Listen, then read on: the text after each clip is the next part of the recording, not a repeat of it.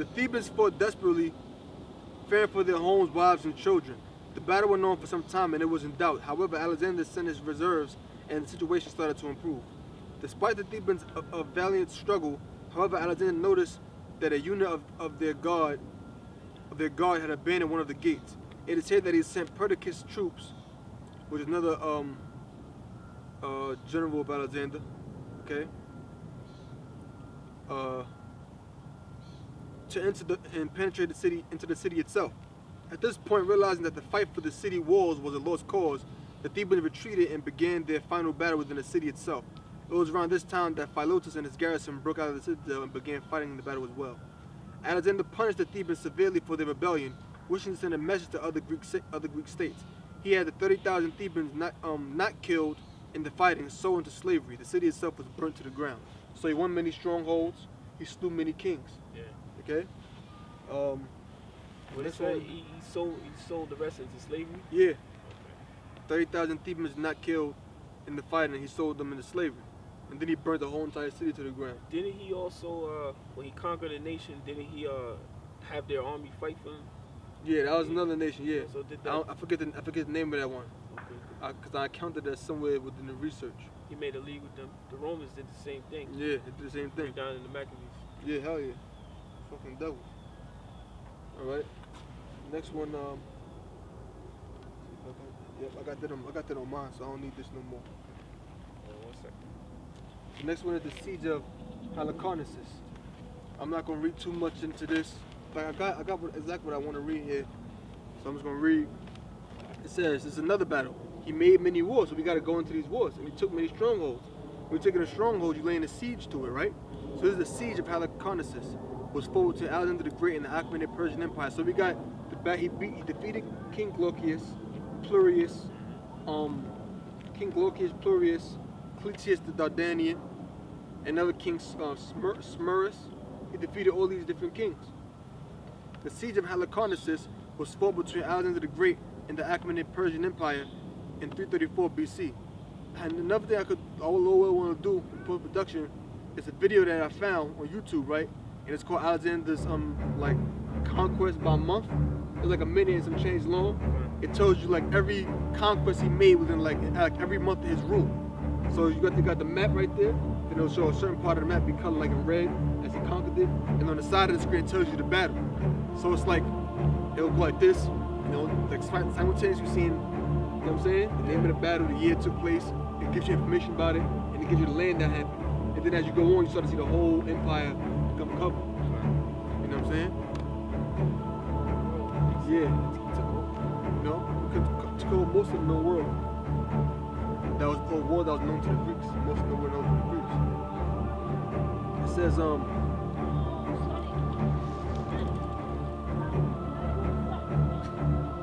says, the siege of Halicarnassus was fought between Alexander the Great and the Achaemenid Persian Empire in 334 BC.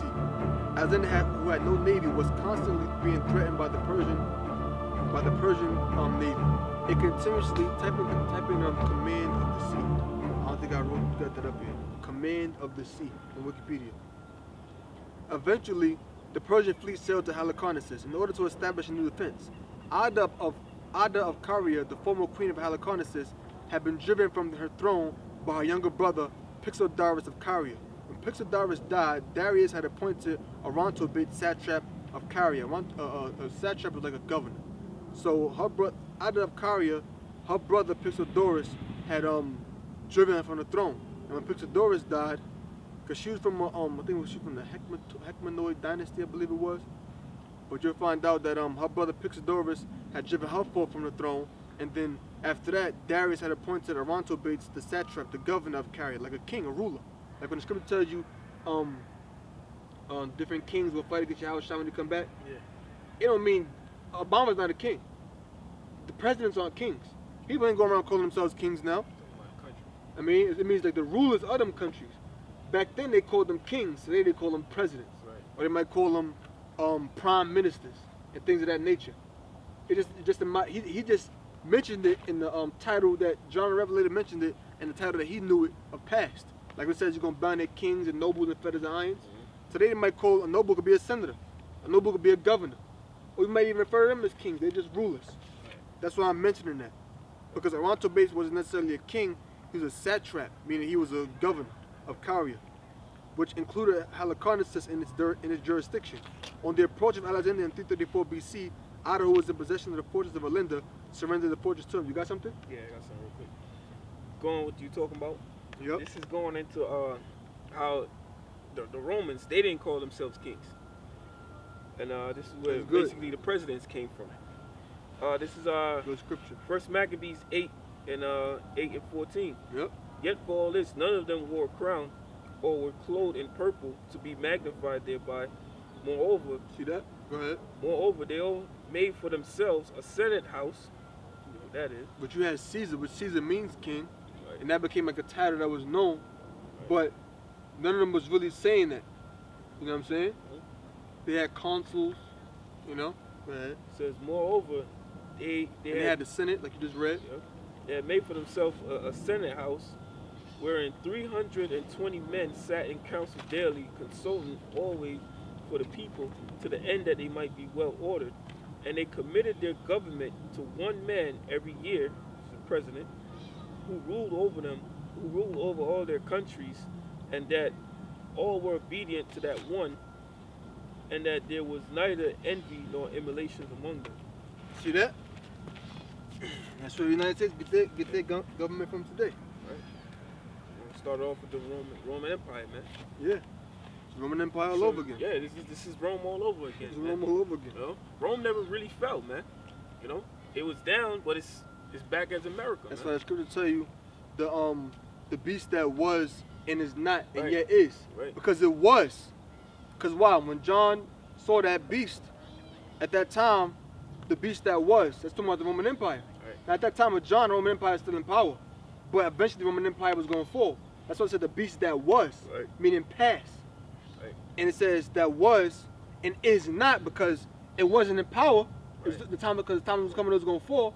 But it yet is at the same time. Why it is? Because it is existing through other kingdoms Right. that were like rooted up of the same Roman philosophy. Almost like it had an offspring. Like it had an offspring. Yeah, offspring, Like yeah. Britain came up into power. Yep. Roman Empire was. You know what I'm saying? That's right. And it yet is because eventually it was going to come back through America. Right. Which America came out of Britain. That's why I said the beast that was and is not and yet is. It was in power and it is not in power now, but yet it is in power because it's in power through other kingdoms, through other kingdoms that copied of its philosophy. Successes. Yeah, like successors. Now we read the siege of we read a woman named Ada of Caria, right? Now when you read it, I'm gonna go back to the main page, right? Wars of Alexander. When you read it, it tells you on the approach of Alexander in 334 BC, Ada, who was in possession of the fortress of Alinda, she had a fortress of Alinda, and she surrendered that fortress to Alexander. So that's another stronghold that he got. Alexander and Ada appear to have formed an emotional connection. He called her mother, finding her more amicable than his megalomaniacal snake-worshipping mother Olympias. In return for his support, Ada gave Alexander gifts and even sent him some of the best cooks in Asia Minor, realizing that Alexander had a sweet tooth. Okay? In the past, Alexander had referred to his biological father, Philip, as his so-called father, and preferred to think of the deity Amun Zeus as his actual father. Thus, he had finally managed to divorce himself from both of his biological parents. So he called Ada of Caria his mother because he liked her better than his own mother. You know what I'm saying? Or more amicable than his own mother. And then he called his father. He said called his father his so-called father because he was commonly known as his father. That's what so-called means, commonly known as. Okay, he was so-called Negroes. You're commonly known as Negro, but we're not really Israelites. Yeah. And he thought of himself like the son of Zeus. And it said Alexander had a sweet tooth, right? But when you go into the history, there's a website called Kayak .gr, ice cream in ancient Greece. It says in the 5th century BC, ancient Greeks were encouraged to eat snow blended with honey and fruits in the ancient agora of Athens. So in ancient Athens, they was eating that in the agora, ice cream, eating snow blended with honey and fruits. Because Hippocrates, the father of medicine, instructed his patients to consume ice. It says in the 4th century BC, one of Alexander the Great's most preferred meals was snow mixed with honey and nectar. So basically, it was like ice cream. Yeah. he liked snow mixed with honey and nectar because out of Caria found out they had a sweet tooth, so she sent to him the best cooks and gave him different gifts. Now going back, I'm almost done with this. It says Aranto Bates and Memnon. Type this in your phone. Memnon. M-E-M-N-O-N. Aranto Bates. Definition or? No, it should be on. Let's go on Google. It should pop up. A person should pop up. And Memnon arose and entrenched themselves in Halicarnassus. Alexander has sent spies to meet with the dissidents inside the city, who had promised to open the gates and allow Alexander to enter. M-E-M-N-O-N. M-E-M-N-O-N. When the spies arrived, however, the dissidents were nowhere to be found. A small battle resulted, and Alexander's army managed to break through the city walls.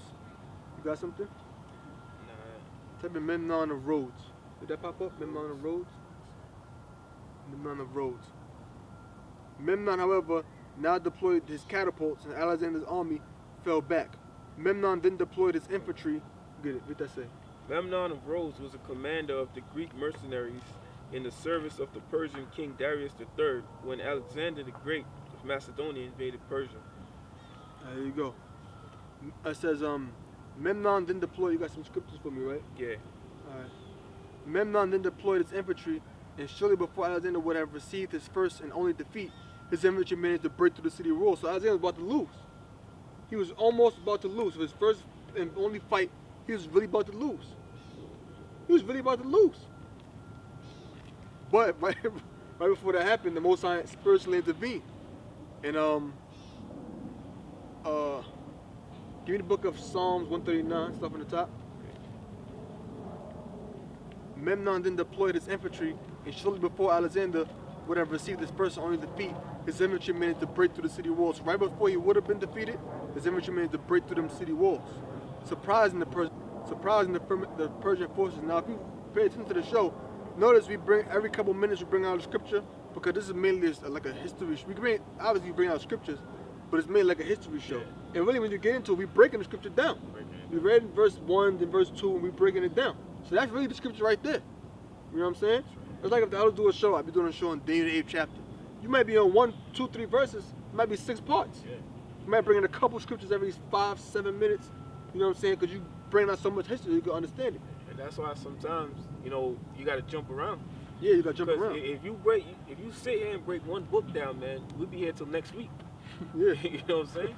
That's why you gotta jump around. So this scripture, like I was speaking yesterday, if I can say this, brother. Go ahead, say what you want. I was speaking yesterday, man, and Yahweh Shai said, "He that cometh to me shall never hunger and shall never thirst." Why? Because there's unlimited knowledge, wisdom, understanding in this book, man. You read a book, and then you read it the next week, and you read it the week after, and each week you read that same book, you realize something new.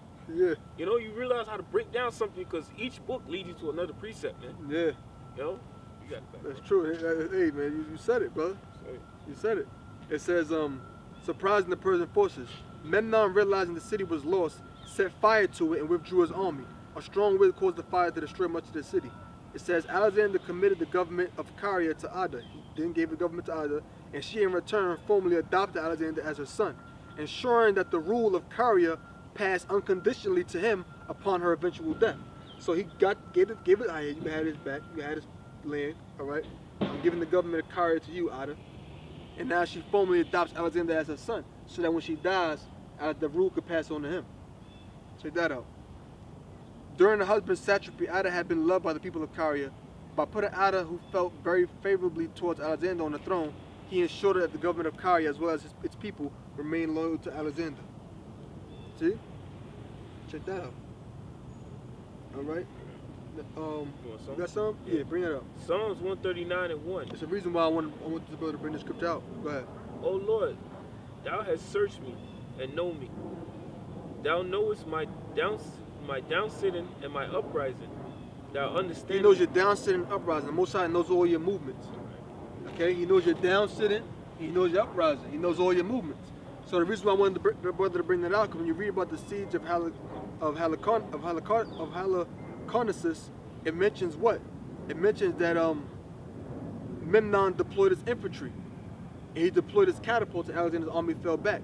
It says shortly before Alexander would have received his first only defeat, his infantry managed to break through the city wall. So the Most High knew that down sitting and uprising. He knew that Memnon was going to use his catapult to defeat Alexander. So wait, I can't let Alexander be defeated. Yeah. The prophecy. So now, boom, they broke right through the city wall just in time. He knows they're downsending the uprising. Go ahead. Yeah. It says, thou understandest my thoughts are far off. The Most High understands your thoughts are far off, meaning he understands your thoughts before you think them. Why? Because he's putting the thoughts in your mind. That's right. He knows you're downsending the uprising. He knows your movements before you make them and while you make them, because he's making you do the movement. Go ahead. That's right. It says, thou compassest my path.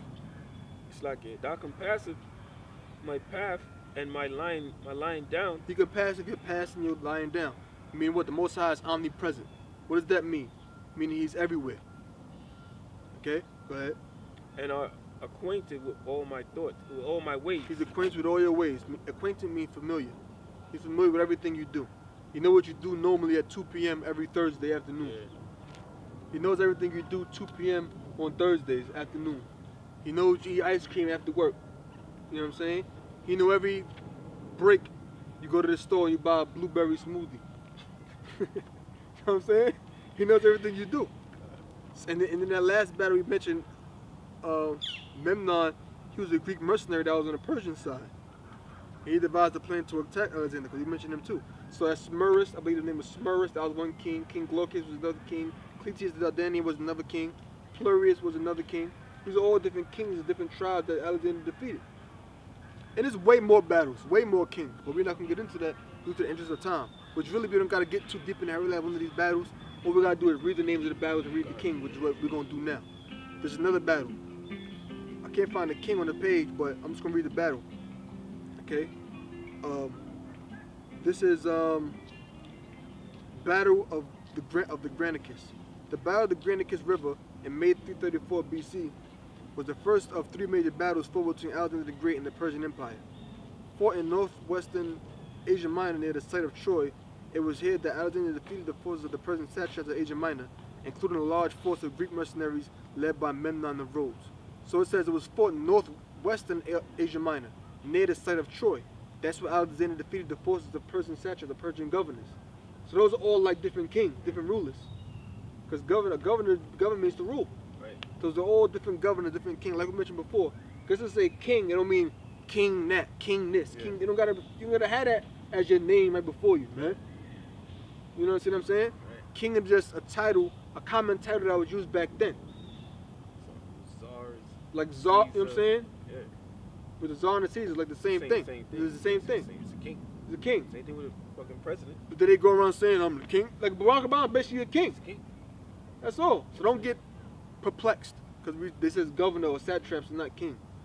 So it says he defeated the forces of Persian satraps, meaning he defeated the forces of many different governors. So those are many different kings that he slew. Okay? All right. There's another one. This is the Battle of the Hydaspes. Oh yeah, let me go right here. Let me go back towards Alexander the Great. You have another battle. You have the Battle of Issus. You have the Battle of the Persian Gate. And you have this battle known as Siege of Sogdian Rock. Let's see if I got that up here. Yeah. Siege of Sogdian Rock. You get what's that scripture in Psalms? Where it tells you damn it. Oh man, scripture right in my head. Psalm 75. Promotion cometh not from the west, from the east. We brought the scripture out last show, but that's a very important scripture. And you can also hold 2 Chronicles, the 20th chapter, and like the 11th verse on deck. 2 Chronicles, you said? Yeah. Yep. Siege of the Sogdian Rock. After Alexander defeated the last of the Achaemenid Empire's forces in 328 BC, he began a new campaign against the various Indian kings in 327 BC. It don't mention all of the kings, but it tells you against various kings. So he was slaying different kings.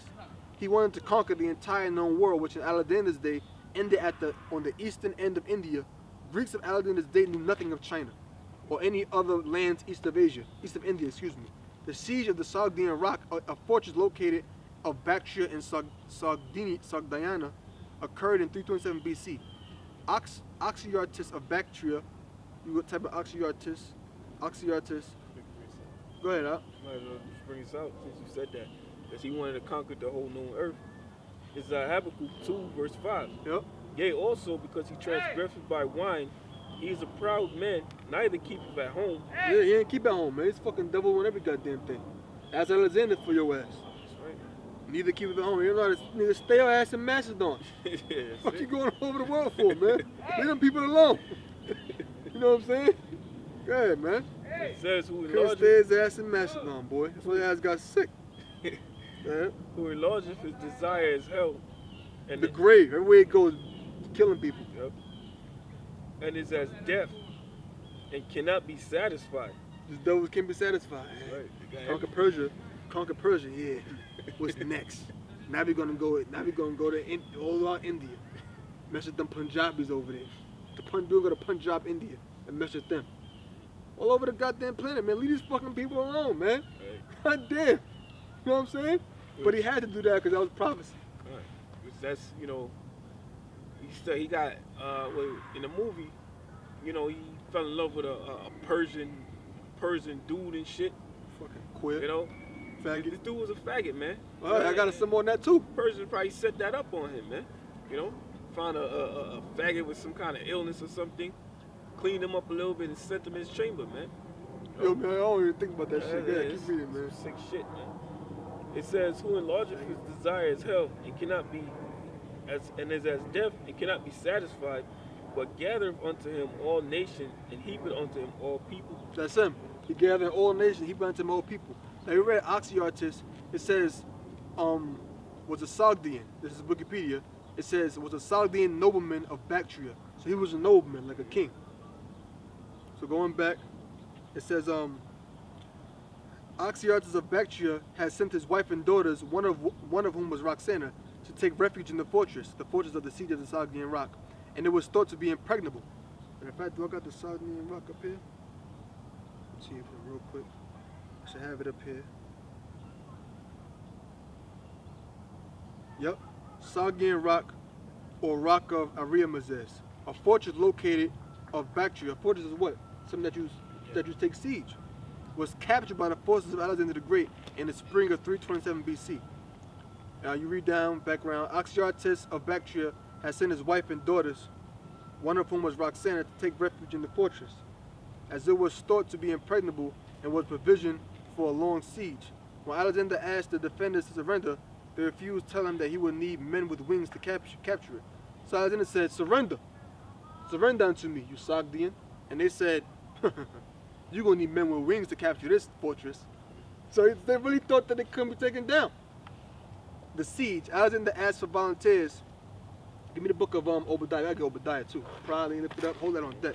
Alexander asked for volunteers whom he would reward if they could climb the cliffs under the fortress. There were some 300 men who from previous sieges had gained experience in rock climbing. Using tent pegs and strong flaxen lines, they climbed the cliff face at night. God, yo, this guy's like a devil, man. Yo, what the fuck? Like, it's like he's like a war demon. For real. It's like, damn, like, they told him you're gonna need somebody with wings to come to this fortress. He goes and says, oh yeah? I need some volunteers. He get 300 men who was from previous sieges had experience in rock climbing. What the fuck is this guy? Goddamn MacGyver? I'm saying, what the fuck, man? He always got something that's needed. Goddamn. The last battle, they had no navy. Okay, use your leather tents. What the fuck, man? that showed you. You know, we laughing, but it's real, brother. A lust, a lust for blood. Oh, Sirach ain't 16. He got a bloodlust, man. Shit, It's like, damn, man. You always got something. I know they was sitting there looking like, fuck, they coming up here. It's crazy, brother. This book of Sirach 8 verse 16, it says, and let just men eat and drink That's Sirach? with thee. Oh, It's 9 and 16, bro. 9 and 16. 8:16. Is that right No, there? oh, should I? Yeah. Strive not with an angry man, Yeah, he was an angry man. I was in there. Go ahead. and go not with him into a solitary place. That's basically what they did. They was behind. They was in that Sogdian rock. Go ahead. For blood is nothing in his sight. And, Yeah, blood ain't nothing to this dude. He's bloodthirsty. Go ahead. and where there is no help, he will overthrow thee. Yeah, where there's no help, he'll overthrow you. That's him, man. Sick, man. It's another scripture that says there's blood is nothing in his sight, I believe. Or Mosai had to take him out. Moses had to take that devil out, man. I think it's since thou has not hated blood. Yeah, get that. Yeah, Get that. Yeah. Yeah, man. Using tent pegs and strong flaxen lines, they climbed the cliff face at night, losing about 30 of their number during the ascent. In accordance with Alexander's orders, they signaled their success to the troops below by waving bits of linen. And Alexander sent a herald to tell the defenders that if they looked up, they would see they had found his winged men. So he sent the herald, a messenger, to the Sogdians, and they said, if you look up, you will see that I found my winged men. And they looked up and saw a bunch of dudes on top of the damn fortress, man. What the fuck, man? The defenders were so surprised and demoralized by this that they surrendered, even though they outnumbered the Mountaineers. The Mountaineers by 100 to 1. Yo, man. Alexander's main force still had no way to reach the summit. The defenders had thought that the rock was impregnable, and with one bold stroke, Alexander showed them how wrong they were. The enemy's quick surrender validated Alexander's insightful use of psychological warfare. Alexander's aftermath, Alexander fell in love with Roxana on sight. That was the daughter of Oxyartes, the nobleman of Bactria. The Macedonians claimed that Roxana was the loveliest woman they had seen in Asia, with the exception of Darius' wife. And when you read into that, it tells you that was commonly a title that was given to women who were queens at the time. They always say they're the most beautiful woman, you know. You know how that go. Let's head it up here. Oh, here you go. It says from there. It says from Sogdian Rock, Alexander advanced to Persetakine, which contained another supposedly impregnable craggy fortress known as Rock of Troianus, Chorienes, but it was no match for Alexander that was soon captured. From there, Alexander went to Bactria. That's basically the point. And they said he married Roxana and prepared for an expedition across Hindu Kush into India. So this guy was just fucking taking, you know what I'm saying? Just taking shit over. You know what I'm saying? So they said he cannot be satisfied, man. Yeah. Cannot be satisfied, boy. I tell you. Bring out Ezekiel. Go ahead, get that. Ezekiel 35, verse 6. Therefore, as I live, saith the Lord power, I will prepare thee unto blood, and blood shall pursue thee. So if thou hast not hated blood, even blood shall pursue thee. And I will, right, because this devil didn't hate blood, man. He just wanted to kill, man. That's why the Mosai had to take his ass out, man. Mosai's like, if I leave this goddamn cracker, you know, he gonna fuck shit up, man. You know what I'm saying? So I gotta take this motherfucker out, man. Like brother was just reading, man. This dude ain't had a navy. What did he do? make some rafts out of your rubber tents. You know what I'm saying? So his out of leather tents. Out of leather tents, Slakia. This dude was bloodthirsty, man. All right, let's see. I'll read a little bit about the Sogdian. This is called Alexander's Silk Road. I'm gonna jump right down to the point I want to read. It says this had been talking about the Sogdian Rock, right? Talking about Bactria. This had also been part of the Persian Empire, but more than that, it was land of the Sogdians, the masters of the new Silk Road that controlled Central Asian trade in horses and cattle, silk from China and glass and silver from West Asia. That one of the things that they had then.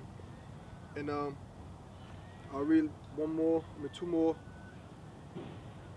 Okay, Battle of the Persian Gate. That's another battle. I'm not gonna read it. You had Battle of the Persian Gate, and you had a Persian satrap or a Persian governor named Ariobarzanes, okay, which led the last stand of the Persian forces. But this is 330 BC. Darius been dead by now. Yeah. But you know you got certain parts of his empire where they got people that still don't want to give up. You know? You have the Battle of Hydaspes. The Battle of Hydaspes was fought by Alexander the Great in 326 against King Porus of the Porava kingdom of the banks of the river Hydaspes. Okay? I'm gonna jump down. I'm gonna go jump down to the aftermath. The bravery, war skills, and princely attitude of Porus really impressed Alexander, who allowed him to rule Hydaspes in Alexander's name. Wounded in his shoulder, standing over 2 feet 1 meter, 7 feet tall, He was asked by Alexander how he wished to be treated. Treat me as a king would treat another king, Porus responded. Alexander would indeed treat him like a king, allow him to retain his kingship. The Macedonian king of most of the known world founded 2 cities in this region, one at the top spot of the battle called Nicaea. Alright? That's all I'm going to read on that. Now let's get to verse 3. That's all you got to really get. I'll read verse 3 now. But now when I'm through the rest of the shows, if there's any lot of, that's basically those 2 verses were like the longest ones. Really verse 2. That's why we didn't finish verse 2 last week. But as we go on, the verses, the explaining gonna get shorter. And we're gonna get more right to the point. You know what I'm saying? So that's the we got the battle of Granicus River, the siege of Sogdian Rock, the battle of the Persian Gate. We got the battle of the Hydaspes. We got another one called the siege of Tyre. All right, I'm not gonna read that one though. I might read a sentence on it. We had another one called the siege of Tyre. You had the Balkan campaign. In the siege of Tyre, I read a little bit. It says the siege of Tyre occurred in 332 BC, when Alexander set out to conquer Tyre, a strategical coastal base. Tyre was the site of the only remaining Persian port that did not capitulate to Alexander. As a matter of fact, I gotta read this one because this is a good one, man. I gotta read a little bit of this one. It says, even by this point in the war, the Persian navy still posed a major threat to Alexander. Tyre, the largest in, I'll jump down right to the point. It says, check this out. The Tyrians, it says, Alexander sent an envoy to Tyre proposing a peace treaty and asked to visit their city and offer sacrifices to their god Melkor. The Tyrians politely told Alexander that this town was neutral in the war, and that allowing him to offer sacrifices to Melkor would be tantamount to recognize him as their king. Alexander considered building a causeway that would allow his army to take the town by force. Look at that up, causeway.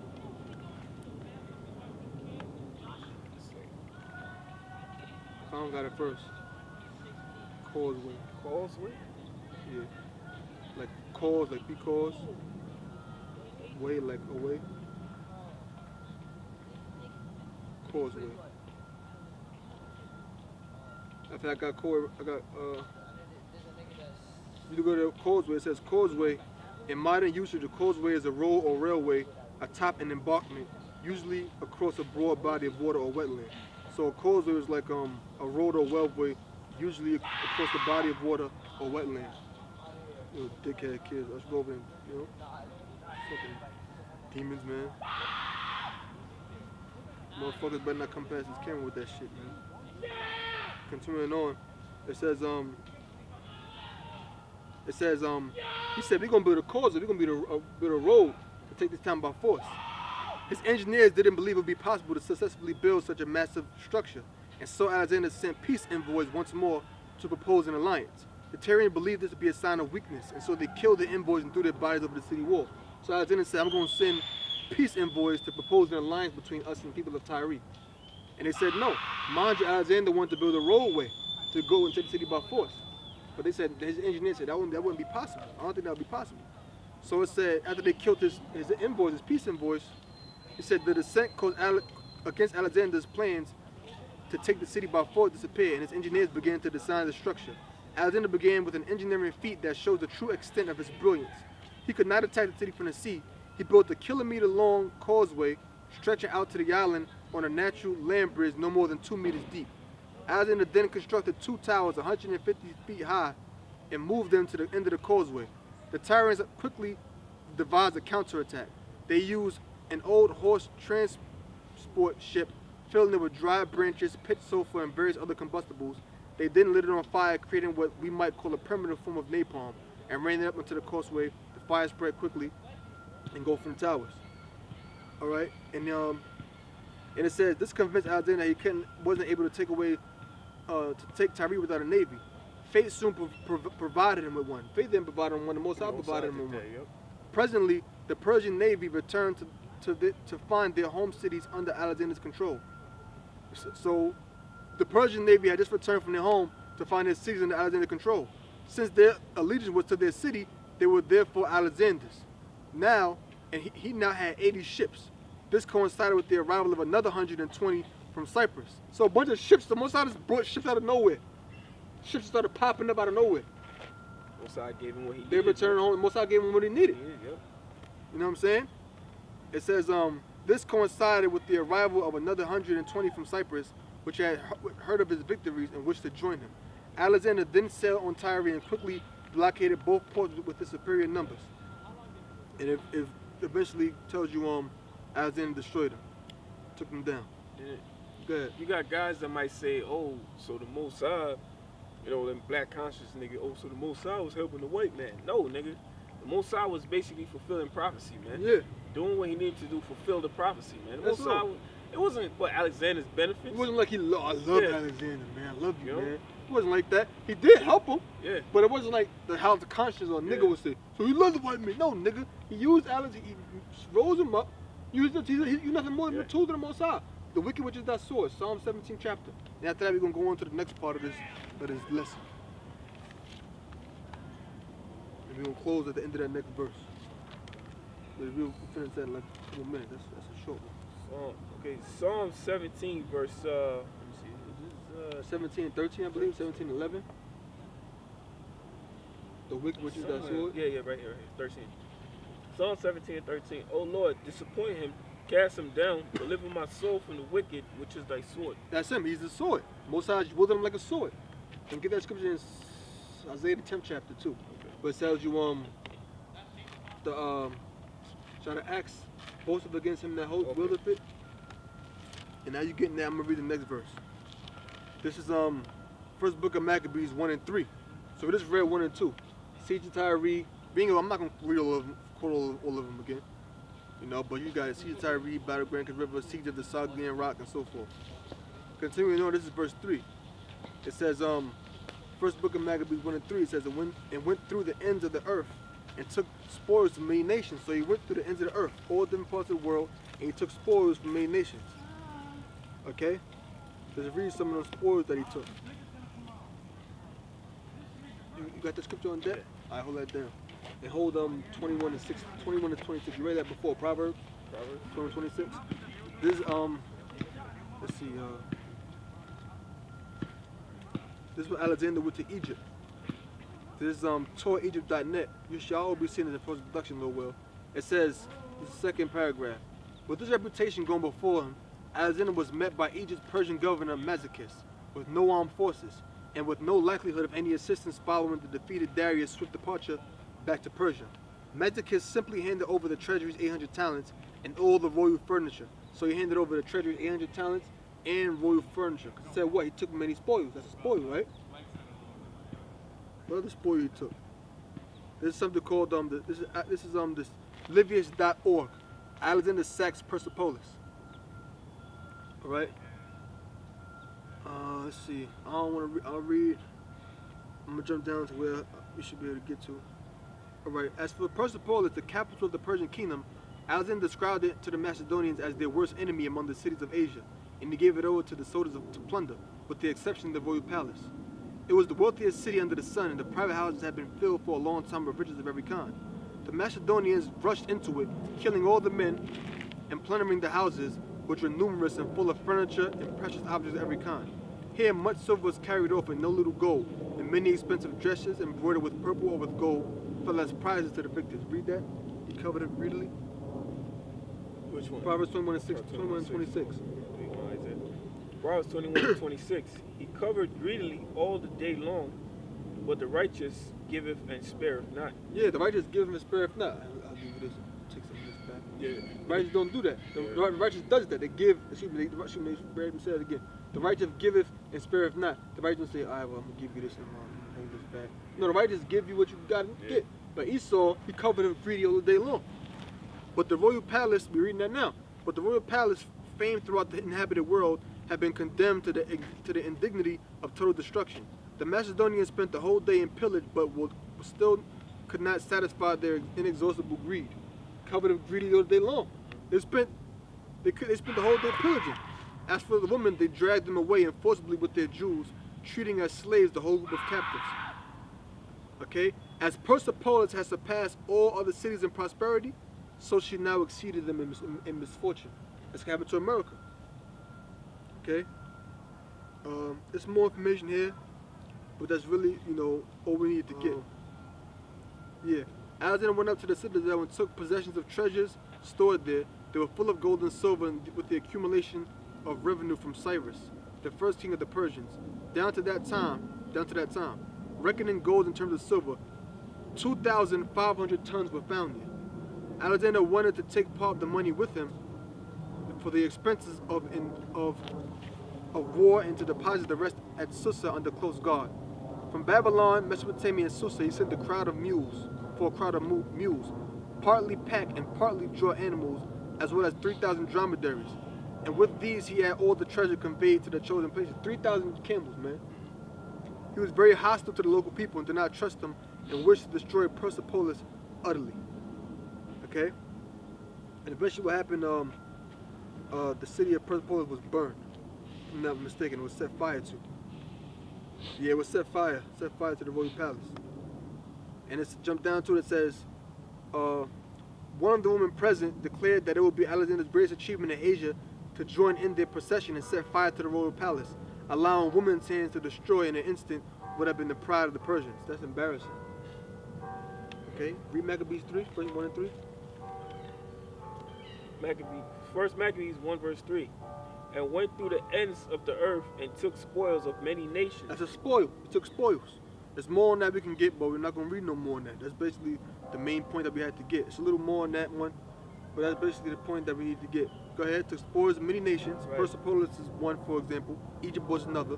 Go ahead. It's so much that the whole... Because all you got to really do is say, what spoils he took? They asked you that. What spoils you took? All right, when Alexander sacked Persepolis, that was the spoil that was taken. Alexander sacked Persepolis in January of 330 BC. That's all you got to do. Well, what else? We don't got to go into, all right, Egypt. All right? Matt, didn't it tell you Egypt, Egypt's Persian governor Mazdakis gave him 800 talents out of the treasury and all of the royal furniture? There you go. Well, what else? That's all you need to know, nigga. Right. You know how niggas keep saying, what else, what else? You know what I'm saying? Look it up Trying to trip you up. Go ahead. It says so much that the earth was quiet before him. Yeah, the earth was quiet before him because he didn't kill every goddamn body. Right. Didn't we mention that in verse 2? Everybody that was fucking dropping dead left and right, some different kings and different strongholds he took. And low war, like we mentioned before, you're going to see that in production with all of the people he killed, all the lands he conquered. Go ahead. Whereupon he was exalted and his heart was lifted up. He was exalted. Yo, see? Alexander. God, the great Alexander. You know? You got something to say? No. And hold that Obadiah 1 and 6. Okay? They're like, oh wow, the great Alexander. You know? And it says what? He was exalted, right? Now this is the siege of Gaza. We didn't read this one and we're not going to read it. But I'm going to the last part. The last couple sentences. It says, with Gaza taken, Alexander marched into Egypt. The Egyptians hated the Persians in part because Persia considered Egypt as nothing more than a breadbasket. They, no grain. Ain't that what they was known for? Yeah. When you go back to Genesis? They welcomed Alexander as their king, placed him on the throne of the pharaohs, giving him the crown of Upper and Lower Egypt, and named him the incarnation of Ra and Osiris. He was exalted. Didn't you say he was exalted? He was exalted. And his heart was lifted up. Didn't we read before? He liked to think of himself. Let's go to that. He liked to think of himself as the son of Amun Zeus. Same thing the so-called white man did, putting himself up as the Most High, man. Yeah. He exalted himself, man, by doing that. See, it says, in the past, Alexander had referred to his biological father, Philip, as his so-called father, and preferred to think of the deity Amun Zeus as his actual father. Okay? And if I'm not mistaken, we went to that in the last show. In fact, you know, we didn't go to that in the last show, but I'm bringing it right now. Read that again, that verse. Oh, it says, because I'm going to read some more on that. It says, and went to the ends of the earth and took spoils of many nations, in so much that the earth was quiet before him, whereupon he was exalted and his heart was lifted up. That's right. Now this is livescience.com. Alexander the Great, facts, biography, and accomplishments. All right. This is the second paragraph. Alexander was the son of Philip II and Olympias. He was one of Philip's 7 or 8 wives. He was brought up with the belief that he was of divine birth.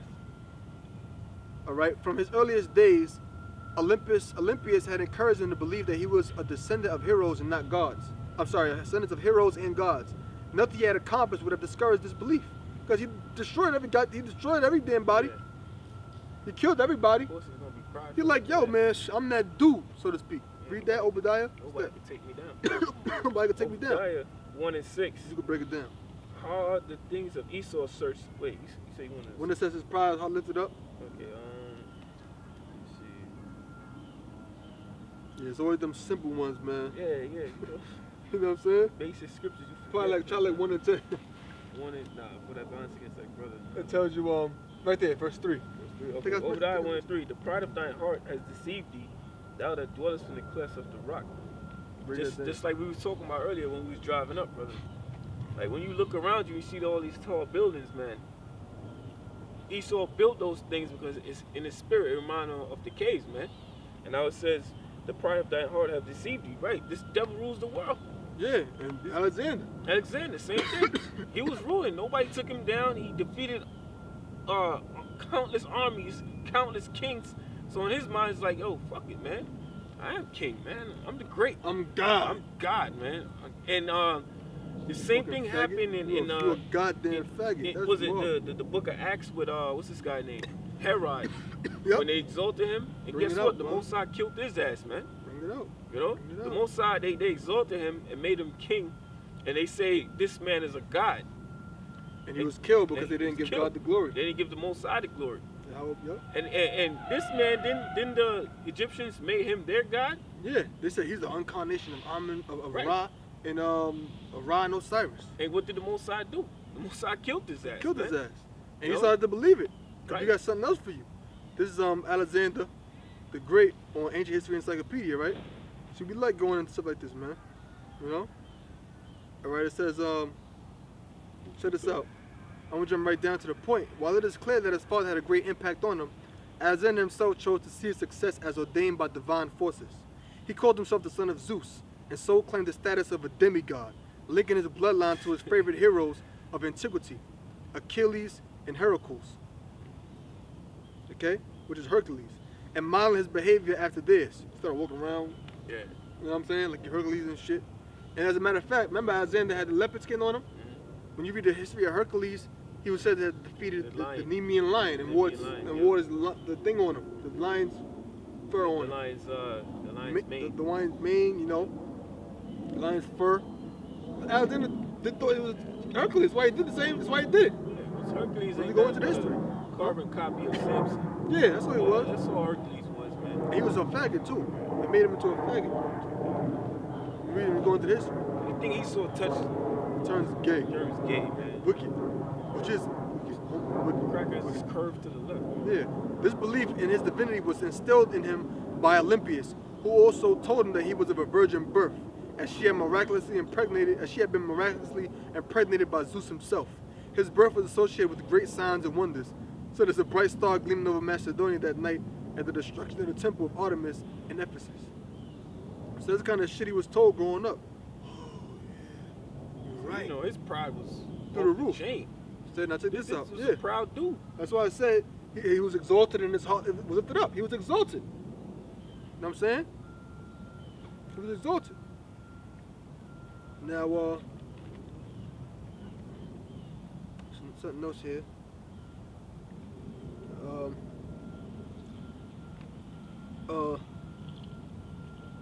Let me see if I can find it. I don't even gotta get it. Well, I don't gotta get it, but I'm gonna read this. This is Alexander the Great's sexuality. I'm gonna jump right to the second paragraph. In fact, I'm gonna jump right to second paragraph. Alexander did a lot. We all learned that much in class, but he would have been nothing without a boy named Hephaestion. Hephaestion was Alexander's best friend. He was the one Alexander turned to for everything. He was more than just a friend. He was Alexander's second in command, most trusted general, bodyguard, alter ego, and some say lover. This man was so important to Alexander. There is a story about the time when they met the queen of Persia.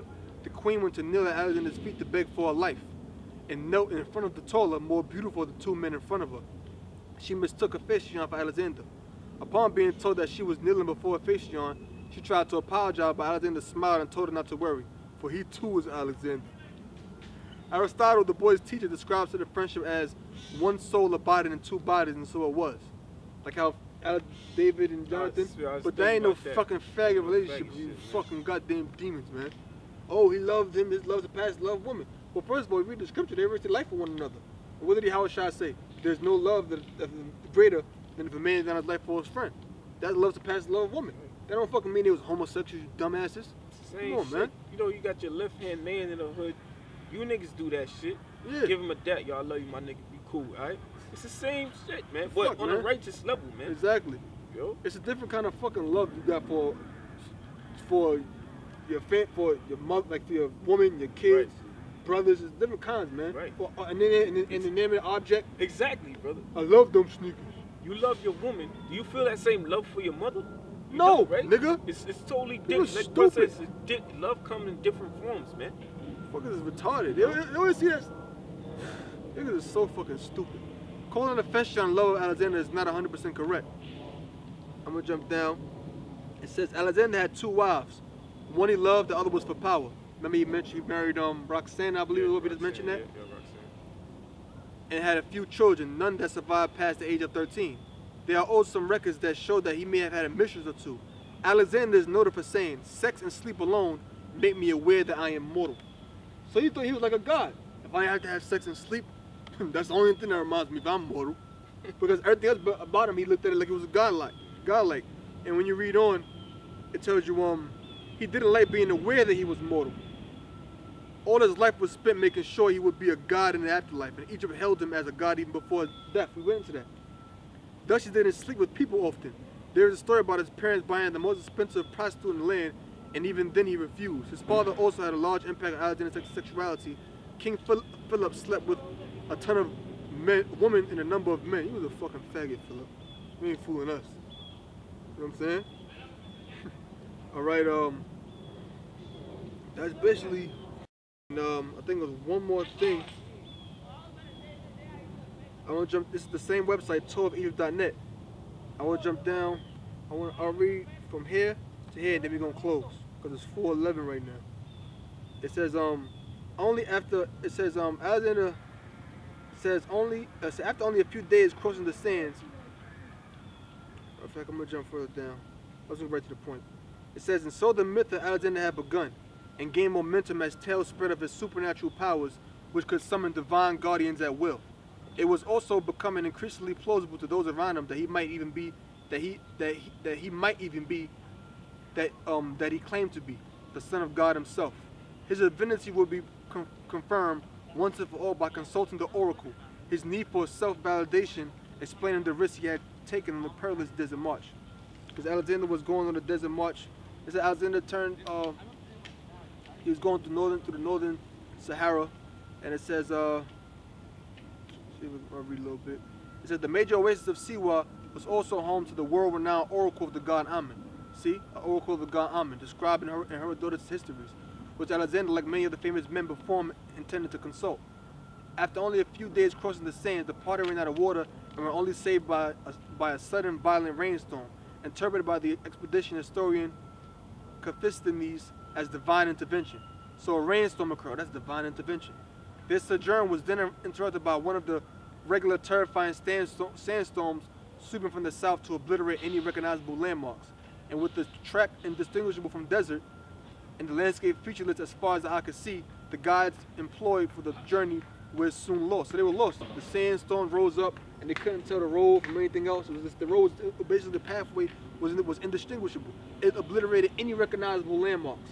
You're trying to go somewhere, you see, we gotta go this way because I know that right here. It obliterated any distinguishable landmarks as far as the eye could see. And it says, mindful that the hostile Persian forces of Cambyses had been obliterated in exactly the same circumstances in their attempts to reach Siwa 2 centuries before, his companions had been able to dissuade Alexander from undertaking the perilous journey. Fortune, by giving in to him on every occasion, had made his resolve unshakable, and so he was able to overcome not only his enemies, but even places and seasons of the year. Oh wow, he not only could overcome his enemy, but he could overcome the weather itself. Sandstorms and rainstorms. And indeed, disaster was once again averted when 2 black ravens miraculously appeared. So 2 black ravens miraculously appeared. This is what Plutarch's saying, a Roman historian. Alexander exhorted his colleagues to follow them as they must have been sent by the gods to guide them. Caphisthenes records that the ravens limited their flight to accommodate the party, meaning the ravens didn't fly that fast. Yeah. They limited their flight to accommodate Alexander as he crossed the desert.